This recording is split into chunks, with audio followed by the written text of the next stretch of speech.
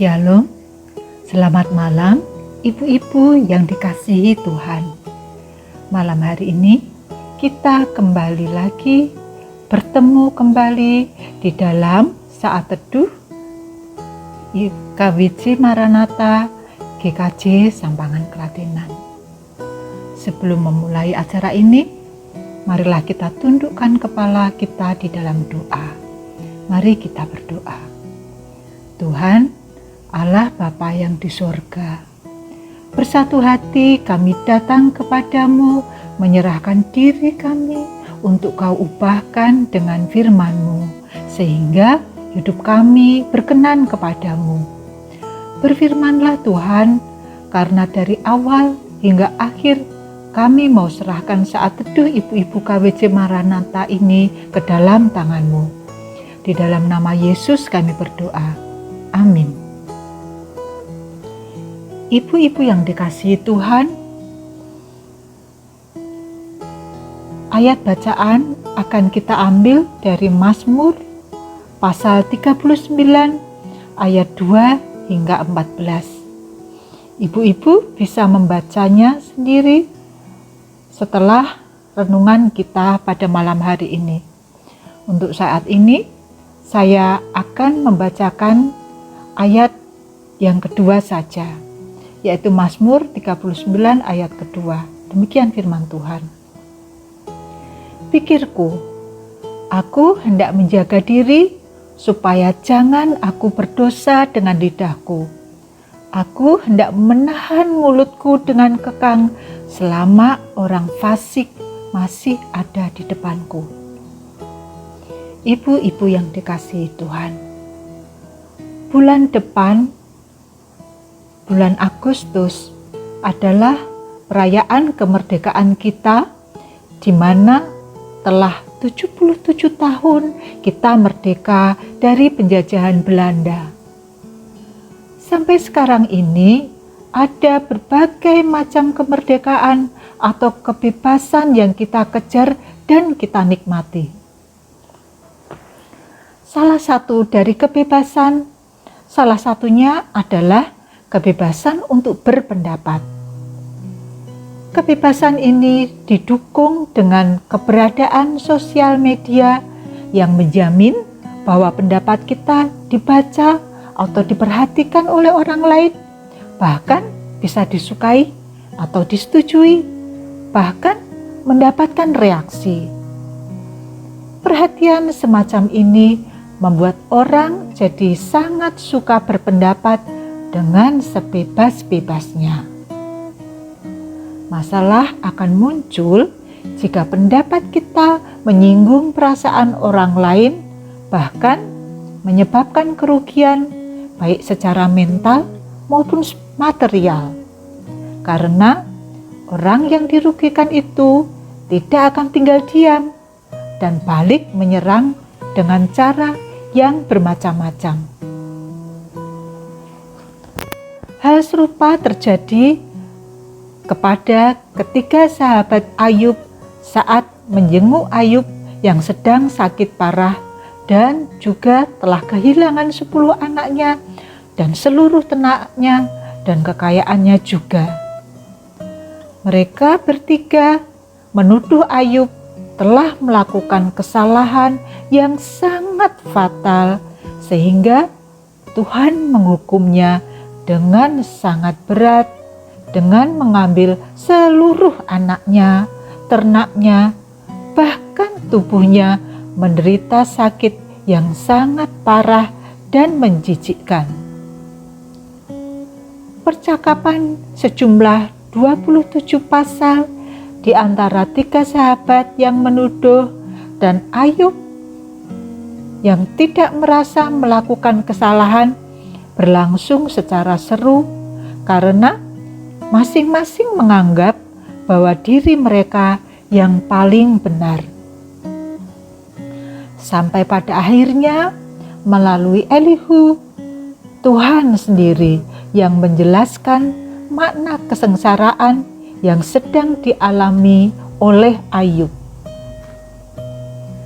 Dengan kehidupannya yang sempurna, 10 anak, ternak yang banyak, harta yang melimpah, membuat Ayub menjadi merasa bahwa dia tidak butuh apa-apa lagi, karena segala yang dia butuhkan sudah jadi miliknya. Sampai akhirnya Tuhan izinkan segala miliknya, bahkan kesehatannya pun hilang. Hidupnya menjadi sakit, miskin, sengsara, dan tidak memiliki apa-apa lagi.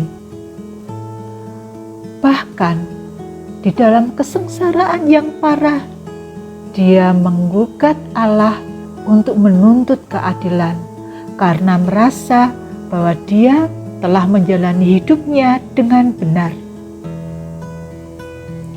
Dari sini Tuhan menjelaskan kepada Ayub bahwa seharusnya yang dia lakukan adalah berteriak minta tolong kepada Tuhan dan belajar sepenuhnya untuk mengandalkan Tuhan di dalam hidupnya, bukan pada keturunan ataupun harta benda, hanya Tuhan saja. Dari sini akhirnya Ayub menyadari kesalahannya, bagaimana selama ini dia hidup hanya mengandalkan diri sendiri dengan kekayaannya, padahal sebetulnya hanya Tuhanlah yang bisa jadi andalan dalam hidupnya. Akhirnya Ayub bertobat, mohon ampun kepada Tuhan, sehingga sesudah itu Tuhan mengembalikan kondisinya, dipulihkan seperti sedia kala. Dia menjadi sehat lagi, ternaknya menjadi sangat-sangat banyak yang jumlahnya jadi 2 kali lipat dari jumlah ternak sebelumnya. Dan dia kembali mendapatkan anak, 7 orang anak laki-laki dan 3 anak perempuan. Dia mendapatkan kembali kekayaan dan kesehatannya. Lalu bagaimana dengan sahabatnya? Sepertinya segala perkataan mereka benar dan masuk akal. Tetapi ternyata tidak, bukan? Kesalahan mereka membuat Tuhan marah dan ingin menghukum mereka. Ibu-ibu bisa membacanya pada Ayub 42 ayat yang ke-7 hingga ke-9. Tetapi alih-alih menghukum, Tuhan memerintahkan mereka untuk mengambil 7 domba dan 7 lembu jantan untuk dijadikan korban bakaran, dan minta tolong Ayub untuk memintakan pengampunan Tuhan untuk mereka. Karena hanya permintaan Ayublah yang akan diterima Tuhan. Disinilah proses permintaan maaf ketika sahabat Ayub kepada Ayub terjadi. Dan Ayub pun memaafkan kesalahan mereka, sehingga bersedia melakukan korban bakaran dan memintakan ampunan kepada Tuhan bagi ketiga sahabatnya itu. Dari kisah Ayub ini, ibu-ibu, mengingatkan kita untuk lebih berhati-hati di dalam berbicara ataupun mengemukakan pendapat. Karena walaupun kita menganggap bahwa pendapat kita itu benar, belum tentu bisa atau cocok diterapkan kepada orang lain. Kita sering cuma berasumsi sesuai dengan perspektif atau sudut pandang kita saja, bukan permasalahan secara keseluruhan. Karena kalau ternyata pendapat kita salah dan malah mencelakakan dan atau merugikan orang lain, maka jatuhnya itu kita jadi salah dan akan mendapatkan akibatnya sebagai hukumannya. Demikianlah ibu-ibu, berangkat dari firman Tuhan pada malam hari ini, kita belajar untuk lebih bijaksana di dalam berkata-kata. Tentu saja, setiap orang masih memiliki kebebasan untuk berpendapat. Tapi, mari kita jadikan kebebasan yang satu ini untuk membangun semangat, menguatkan, dan menuntun saudara lain untuk datang hanya kepada Tuhan saja. Amin. Mari kita tutup dalam doa. Tuhan, Allah Bapa kami yang penuh kasih, terima kasih untuk firman-Mu. Kami juga mau belajar sepenuhnya untuk mengandalkan Tuhan di dalam hidup kami dan juga belajar untuk bertutur kata dengan baik, sopan, manis, kata-kata yang konstruktif, yang bijaksana, yang menuju kepada kehidupan yang berserah kepadamu secara sepenuhnya. Terima kasih Tuhan, di dalam Yesus kami berdoa. Amin.